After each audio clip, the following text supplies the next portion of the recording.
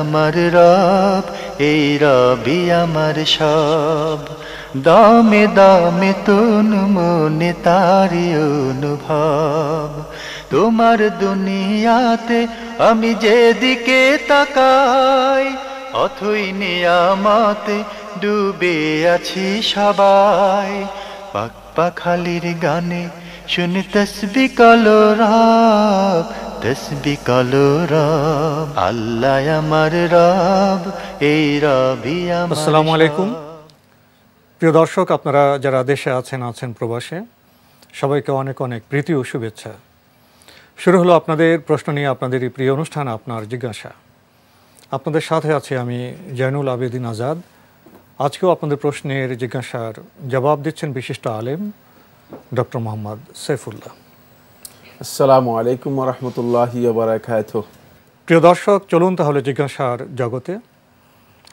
শুরুতে একটি চিঠি, এটি পাঠিয়েছেন মোহাম্মদ জাহিদুল হাসান, লালবাগ, ঢাকা থেকে। আপনি লিখেছেন, কোনো ব্যক্তির যদি ওজর থাকে আর তিনি যদি মসজিদে চেয়ারে বসে সালাত আদায় করেন, তবে কি তা হারাম হবে? আলহামদুলিল্লাহ, ওয়াসসালাতু ওয়াসসালামু আলা রাসূলিল্লাহ। বাদ প্রশ্ন করেছেন, কারো যদি ওজর থাকে আর তিনি যদি মসজিদে চেয়ারে বসে সালাত আদায় করেন, হারাম হবে কিনা? হারাম হবে কেন? যদি কোনো ভাই ওজরের কারণে তিনি যেভাবে সালাত আদায় করা দরকার সেভাবে আদায় করতে না পারেন, যেমন বসতে না পারেন, অথবা রুকু করতে না পারেন, অথবা সিজদা করতে না পারেন, তাহলে তিনি যতটুকু পারেন ততটুকু করবেন। এটা হচ্ছে ইসলামের বিধান, যে কোনো ব্যক্তি ততটুকু করবে যতটুকু তার পক্ষে করা সম্ভব। আল্লাহ সুবহানাহু ওয়া তাআলা কোরআনে কারীমের মধ্যে ইরশাদ করেছেন, ফাত্তাকুল্লাহ মাস্তাতা'তুম, তোমরা তোমাদের সাধ্য অনুযায়ী যতটুকু তোমাদের পক্ষে সম্ভব হয় ততটুকু তোমার লাখে ভয় করবে। কিন্তু আপনার পক্ষে সম্ভব নয়, আপনি করতে পারবেন না, সেটা আপনি কোত্থেকে করবেন? সেটা করার কোনো সুযোগ নেই। আল্লাহ সুবহানাহু ওয়া তাআলা বান্দাদেরকে এমন কোনো দায়িত্বভার দেন না, অথবা এমন কোনো কাজ করতে নির্দেশ দেন না যা তাদের সাধ্যের বাইরে, যা তাদের পক্ষে করা সম্ভব নয়। লা ইউকাল্লিফুল্লাহু নাফসান ইল্লা উসআহা, কোরআনে কারীমে সূরা বাকারা 286 নম্বর আয়াতের মধ্যে আল্লাহ রাব্বুল আমিন ইরশাদ করেন, লা ইউকাল্লিফুল্লাহু নাফসান ইল্লা উসআহা। আল্লাহ রাব্বুল আমিন কাউকে কোনো দায়িত্ব দিলে শুধুমাত্র তার সাধ্যে যতটুকু কুলাবে ততটুকু দায়িত্ব দিয়ে থাকেন। তাই সলাতের মধ্যে যদি কারো ওজর দেখা দেয়, তিনি রুকু করতে পারছেন না, অথবা সিজদা করতে পারছেন না, অথবা বসতে পারছেন না, অথবা তিনি কোমরের কারণে যেভাবে বসা দরকার, মাটিতে যেভাবে বসা দরকার সেভাবে বসতে পারছেন না, যেভাবে তার পক্ষে কমফোর্টেবল হয়, আদায় করা সম্ভব হয়, সেভাবে তিনি আদায় করবেন। এটাই হচ্ছে শরিয়ার বিধান। এই জন্য আল্লাহ রাসূল সাল্লাল্লাহু আলাইহি ওয়াসাল্লাম থেকে ইমরান বিন হুসাইন রাদিয়াল্লাহু তাআলা বর্ণিত হাদিসের মধ্যে রয়েছে, রাসূলুল্লাহ সাল্লাল্লাহু আলাইহি ওয়াসাল্লাম ইমরান রাদিয়াল্লাহু তাআলাকে প্রথমে নির্দেশ দিলেন যে, তোমার যদি সাধ্যে কুলায় সম্ভব হয় তুমি দাঁড়িয়ে সালাত আদায় করো। তিনি অসুস্থ ছিলেন, তখন তিনি বললেন, হাজর রাসূল সাল্লাল্লাহু আলাইহি ওয়াসাল্লাম, আমি দাঁড়িয়ে সালাত আদায় করতে পারছি না। তখন রাসূলুল্লাহ সাল্লাল্লাহু আলাইহি ওয়াসাল্লাম বললেন, ফাইল্লাম তাস্তাতি' ফাকা'iদান, তাহলে তুমি বসে আদায় করো। বসতেও যদি তুমি না পারো, ফাইল্লাম তাস্তাতি' ফা'আলা জামব, তাহলে তুমি শুয়ে, পার্শ্বদেশের উপর শুয়ে তুমি সালাত আদায় করো। সুতরাং বুঝা যাচ্ছে যে মূলত ইসলাম এক্ষেত্রে যদি কোনো ব্যক্তির ওজর দেখা দেয়, যে ওজরের কারণে সে মূলত যেভাবে বিধান পালন করার কথা সেভাবে পালন করতে সক্ষম না হয়, তাহলে ইসলাম সেক্ষেত্রে তাকে প্রশস্ততা দিয়ে থাকেন, সুযোগ দিয়ে থাকেন। এই জন্য ইমাম শাফি রহমতুল্লাহ থেকে বর্ণিত হয়েছে, তিনি বলেন, ইজা ওয়াকাল আমরু ইত্তাসা, যখন কোনো কারণে বিষয়টি কঠিন হয়ে যায় কারোর জন্য, তখন ইসলাম সেটাকে সহজ করে দেয়, তখন সেখানে হালকা হয়ে যায় বিধান। আল্লাহু আলাম। প্রিয় দর্শক, আমরা জানলাম ইসলাম সহজ ধর্ম, সামর্থ্যের বাইরে কিছু চাপিয়ে দেয় না। অবশ্য না জানার কারণে আমরা অনেক সময় আমাদের ধর্ম পালনকে কঠিন করে তুলি। ভাই জাহিদুল হাসান, আপনি আরও লিখেছেন, আমি ইন্টারনেটে একটি সামাজিক যোগাযোগের মাধ্যমে দেখেছি রোগ বা অসুস্থতা আল্লাহর একটি রহমত, এই কথা কি সঠিক? আল্লাহ সুবহানাহু ওয়া তাআলা কোরআনের মধ্যে ইরশাদ করেছেন, ইয়া আইয়ুহাল ইনসানু মা গাররাকা বিরাব্বিকাল কারীম আল্লাযী খালাকাকা ফাসাওয়াকা ফাআদালাক ফি আইয়ি সূরাতিন মা শা'a রাক্কাবাক। এই আয়াতের মধ্যে আল্লাহ সুবহানাহু ওয়া তাআলা মানুষদেরকে লক্ষ্য করে বলছেন, হে মানুষ, মা গাররাকা বিরাব্বিকাল কারীম, কিসে তোমাকে তোমার প্রতিপালক, মহিমান্বিত প্রতিপালকের ব্যাপারে প্রতারিত করছে? কী কারণে তুমি প্রতারিত করছো? মানুষ স্বাভাবিক যখন সুস্থ সবল থাকে, তখন মানুষ আল্লাহ রাব্বুল আলামিনকে ভুলে যায়, মানুষ প্রতারিত হয় আল্লাহর ব্যাপারে। যেভাবে আল্লাহ রাব্বুল আলামিনের নিকট লাভ করার কথা, যেভাবে আল্লাহর বিধানে আনুগত্য করার কথা, যেভাবে আল্লাহ রাব্বুল আলামিনের বিধান অনুযায়ী নিজের জীবনকে পরিচালনা করার কথা, ঠিক সেটা হয় না। ফলে আল্লাহ সুবহানাহু ওয়া তাআলা মাঝে মধ্যে তাকে কিছু পরীক্ষা দেন। ওয়ালানাবলুওয়ান্নাকুম বিশাইইন মিনাল খাউফি ওয়াল জু'i ওয়া নাকসিম মিনাল আমওয়ালি ওয়াল আনফুসি ওয়াস সামারাত। মাঝে মধ্যে আল্লাহ সুবহানাহু ওয়া তাআলা এর মাধ্যমে তাদেরকে কি করেন, কিছু পরীক্ষার মুখোমুখি করেন। তখন এটি রহমত হয়, তখন সে ব্যক্তি আল্লাহ রাব্বুল আলামিনের অনুগ্রহ সম্পর্কে উপলব্ধি করতে পারে যে আমি আসলে কি সুস্থ মানুষ ছিলাম, আল্লাহ রাব্বুল আলামিন কত বড় অনুগ্রহ আমার উপর করেছিলেন। সেই অনুগ্রহের কথা যখন তার মধ্যে উপলব্ধি আসে, তখন সত্যিকার আল্লাহর বান্দা হতে পারে, সত্যিকার একজন শুকরগুজার বান্দা হতে পারে। আল্লাহ রাব্বুল আলামিন যেভাবে কৃতজ্ঞতা প্রকাশ করার কথা, ঠিক সেভাবে আল্লাহ সুবহানাহু ওয়া তাআলার কৃতজ্ঞতা প্রকাশ করতে সক্ষম হয়। এই জন্য এটি রহমত। রাসূলুল্লাহ সাল্লাল্লাহু আলাইহি ওয়াসাল্লাম থেকে সম্ভবত তাহজিবুল হিরিয়ার মধ্যে একটি হাদিস রয়েছে, সনদ হাসান, উত্তম সনদে বর্ণিত হয়েছে। রাসূলুল্লাহ বলেছেন যে এটি মাহাত্তাতুন লিদ্দুনুব, মানে গুনাহগুলো ক্ষমায়ের কারণ হয়। মানে রহমত শব্দের আরেকটা ব্যাখ্যা আমরা এখানে এভাবে আসতে পারি যে গুনাহগুলো ক্ষমায়ের কারণ হয়ে যায়। কেন গুনাহ ক্ষমায়ের কারণ হয়ে থাকে? যদি গুনাহগার বান্দা সত্যিকার অসুস্থতার মাধ্যমে অবস্থার কারণে আল্লাহ রাব্বুল আলামিনের কাছে সত্যিকার তওবা করতে সক্ষম হয়, যেটি মূলত অন্য ব্যক্তির পক্ষে সম্ভব হয় না, বা অন্য ব্যক্তি আল্লাহ রাব্বুল আলামিনের অনুগ্রহের বিষয়ে উপলব্ধি করতে সক্ষম হয় না, বলে সে ক্ষতিগ্রস্ত হয়। ভাই জাহিদুল হাসান, আপনি সবশেষে লিখেছেন আপনার জিজ্ঞাসা অনুষ্ঠানে একটি অত্যন্ত জনপ্রিয় অনুষ্ঠান। অনেকেই এই অনুষ্ঠান দেখেন, তবে অনেক সময় কাজের জন্য অনুষ্ঠান দেখতে পারেন না। তাই আপনার জিজ্ঞাসা অনুষ্ঠানে প্রচারিত প্রশ্নের উত্তর নিয়ে কোনো পত্রিকা বা বই কি প্রকাশ করা যায়? আপনার প্রস্তাব তো খুবই সুন্দর, কিন্তু এখানে একটি ব্যবস্থাপনা বিষয় আছে। কেউ চালিত করা যায় যথাযথ কর্তৃপক্ষের মাধ্যমে। তো কর্তৃপক্ষ জানলেন আপনাদের অভিপ্রায়, আপনাদের ইচ্ছের কথা, যদি সম্ভব হয় সেটা দেখা যেতে পারে। এবার আমাদের হাতে একটি চিঠি, এটি পাঠিয়েছেন মোহাম্মদ নুরি এলাহি ভাট, রায়পুর, লক্ষ্মীপুর থেকে। আপনি লিখেছেন, বিভিন্ন অনুষ্ঠানের ফাঁকে মানসম্পন্ন পণ্য সামগ্রীর গুণাগুণ স্যাটেলাইটের মাধ্যমে ভোক্তাগণকে অবগত করানোই মূলত বিজ্ঞাপন বিরতির মূল উদ্দেশ্য। কিন্তু সাম্প্রতিককালে অত্যন্ত উদ্বেগজনকভাবে লক্ষ্য করা যাচ্ছে যে কোনো কোনো পণ্যে, বিশেষ করে আপনি কিছু কোম্পানি এবং তাদের দ্রব্য সামগ্রীর নাম উল্লেখ করেছেন, পণ্যগুলোর গৌণ কীর্তনের নামে নরনারী বিভিন্ন ন্যাকেড ভঙ্গিমার নগ্নদেহ দর্শককুলের উদ্দেশ্যে প্রদর্শন করা হচ্ছে, যার ফলশ্রুতিতে মানবকুলের নৈতিক পদস্খলনের পাশাপাশি নারী অপহরণ, ধর্ষণ, পরকীয়া প্রেম জনিত মানবতা বিরোধী অপরাধগুলো অবলীলাক্রমে সংঘটিত হচ্ছে। দর্শককুলের প্রশ্ন, পাশ্চাত্য ধাঁচে নরনারীর নগ্নদেহ প্রদর্শনীর সাথে পণ্যের গুণাগুণ প্রচারের কোনো সম্পর্ক আছে কি? আর অন্য কোনো উত্তম পন্থায় কি পণ্যের বিপণন প্রক্রিয়া সম্পন্ন করা যায় না? এসব বিজ্ঞাপনগুলো মনিটরিং করার মতো কি কোনো যথাযথ কর্তৃপক্ষ এদেশে নেই? এ বিষয়ে সংশ্লিষ্ট কর্তৃপক্ষের আশু দৃষ্টি আকর্ষণ ও যথাযথ পদক্ষেপ কামনা করছে। নতুবা সময় যতই গড়াবে যাচ্ছে, তাই ভাবে একজনের অনুকরণে আরেকজন বিজ্ঞাপনদাতা এরকম বাড়তি থাকবে এবং মানব বিরোধী জঘন্য অপরাধ প্রবণতা ক্রমশ বাড়তি থাকবে। আপনি আপনার একটি পর্যবেক্ষণ এবং মতামত এখানে পেশ করেছেন। যদি এসব পণ্যের সাথে সংশ্লিষ্ট কর্তৃপক্ষ আপনার মতামত এবং আপনার পর্যবেক্ষণ তাদের শোনার সৌভাগ্য হয়, তাহলে হয়তো তারা এ বিষয়ে পদক্ষেপ নিতেও পারেন। কি বলবেন? এটি একটি পরামর্শ এবং তার দৃষ্টিভঙ্গি তিনি উল্লেখ করেছেন। বাকি কোনো সন্দেহ নেই, আসলে তিনি যেই উপলব্ধিটি প্রকাশ করেছেন যে বিজ্ঞাপন ওই বস্তুর সাথে, বিজ্ঞাপনের অবস্থা এমন যে বস্তু এবং বিজ্ঞাপন দুটাকে মিলানোই কঠিন হয়ে যাচ্ছে। অনেক বিজ্ঞাপনের সাথে নারী সেখানে যৌক্তিকভাবে আসে না, সেখানে নিয়ে আসা হচ্ছে। মনে হচ্ছে যেন যে বিজ্ঞাপনটা উদ্দেশ্য নয়, উদ্দেশ্যটা হচ্ছে অন্য কিছু। অনেক ক্ষেত্রে পণ্যের বিজ্ঞাপন করতে গিয়ে নারীকেও পণ্য করে ফেলা হয়। এটা তো খুবই অমর্যাদাকর, এটা তো খুবই অমানবিক বিষয়। তো এই জন্য আসলে আমাদের সতর্ক হতে হবে। এভাবে নারীকে তো অবমাননা করা হচ্ছে। ভবিষ্যৎ বিষয়টি খুবই, আপনি যেভাবে আশঙ্কা করেছেন সে আশঙ্কা একেবারেই অমূলক নয়, হতেই পারে। কারণ আমাদের যে নৈতিক পদস্খলন, নৈতিক অবক্ষয় তৈরি হতে যাচ্ছে, সেটি সত্যিকার অর্থে এমন এক পর্যায়ে হয়তো চলে যেতে পারে যখন সেটাকে আর কোনোভাবেই নিয়ন্ত্রণে আনা সম্ভব হবে না। শালীন বিজ্ঞাপনের মাধ্যমে তো পণ্যের প্রচার করা যায়। দর্শক, এবার আমাদের হাতে একটি ইমেল, এটি পাঠিয়েছেন কাজী এম করিম বনানী, ঢাকা থেকে। আপনি লিখেছেন, why the Bangla translation of khutbah and other surah not explained before salah, as non-Arab people does not understand Arabic language?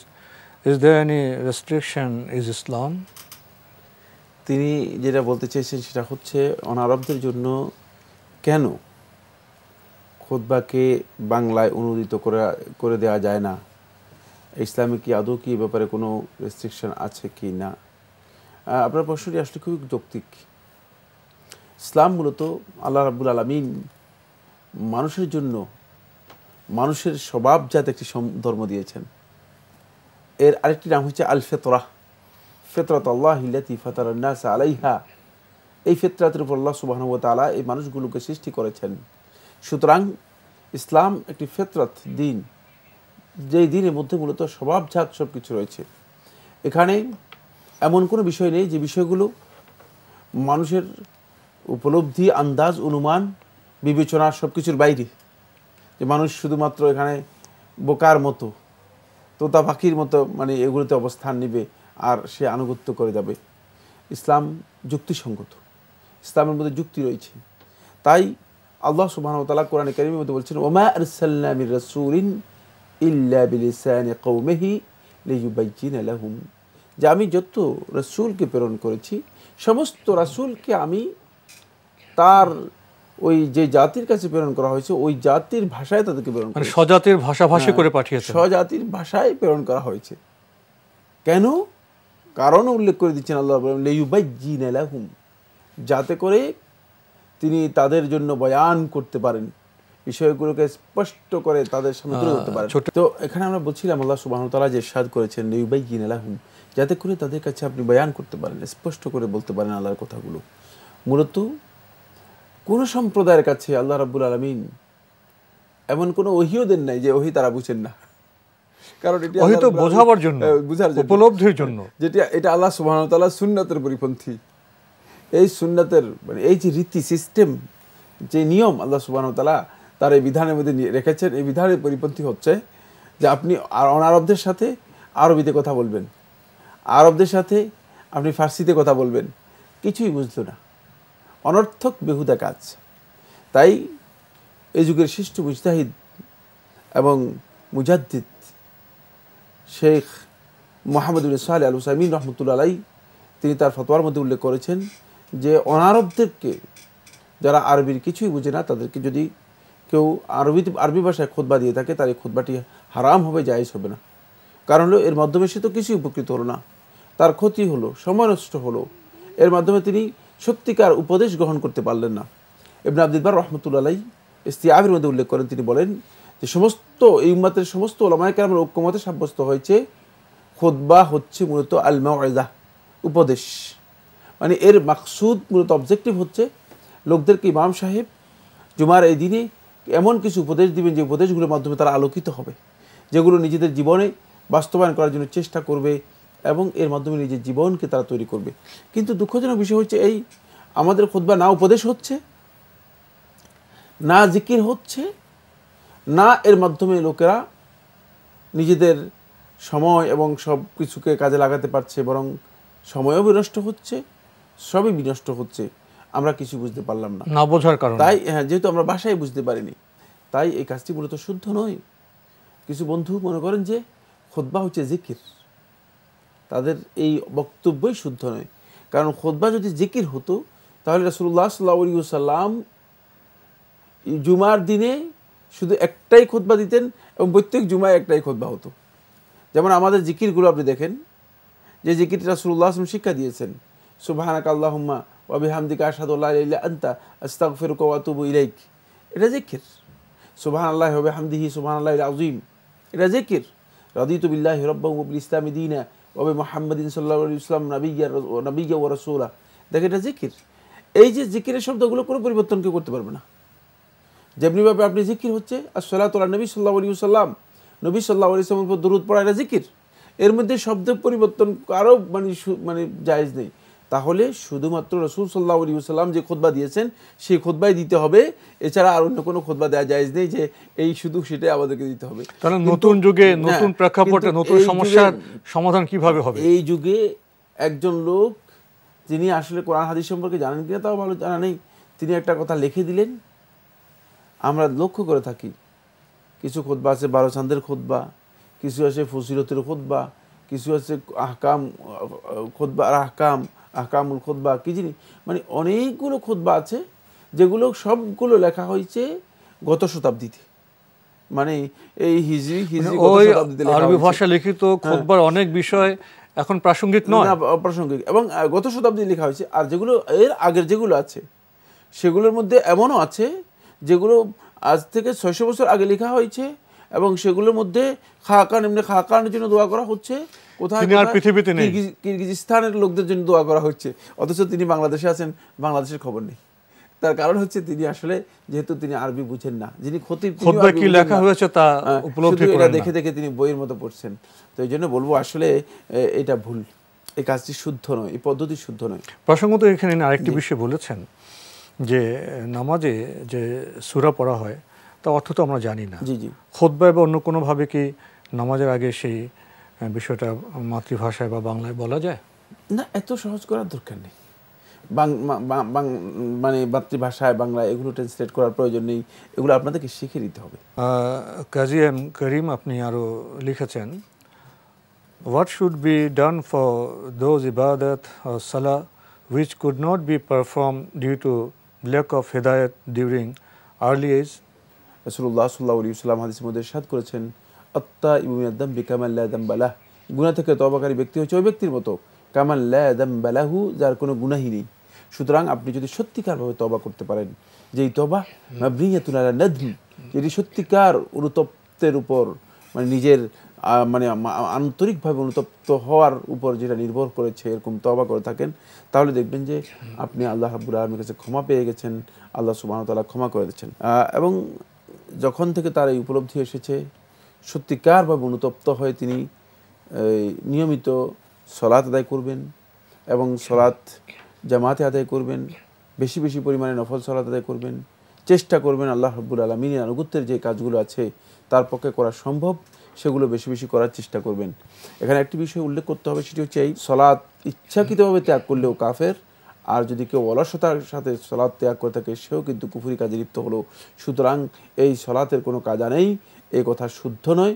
সলাত শুধুমাত্র ওজনের কারণে যদি কারো ডিলে হয়ে যায়, সে যখন স্মরণ পড়বে তখনই আদায় করে নেবে, এটাই হচ্ছে তার জন্য কাজা, এবং এছাড়া আর কোনো কাজা সলাতের নেই।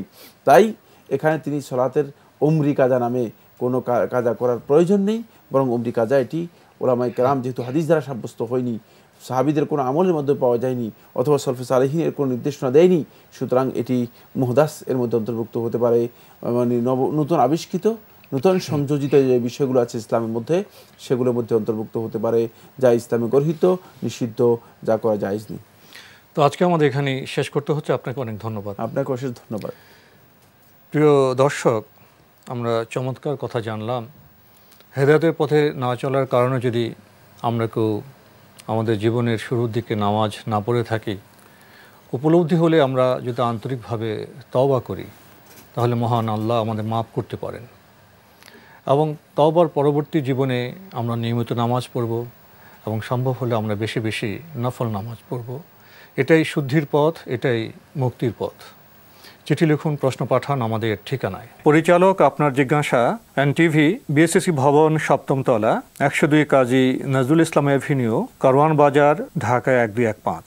আপনারা ইমেলও করতে পারেন। আমাদের ইমেল অ্যাড্রেস আপনার জিজ্ঞাসা @ntvbd.com। দর্শক, আপনারা আমাদের অনুষ্ঠানটি এনটিভি অনলাইনেও দেখতে পারবেন। ভিজিট করুন www.ntvbd.com। প্রিয় দর্শক, আপনারা সবাই নিরাপদে থাকুন শান্তিতে। আসসালামু আলাইকুম। আমার রব, এই রবি আমার সব, দামে দামে তুন মনে তারি অনুভব। তোমার দুনিয়াতে আমি যেদিকে তাকাই, অথই নিয়ামতে ডুবে আছি সবাই। পাক পাখালির গানে শুনি তসবিহ কলরা।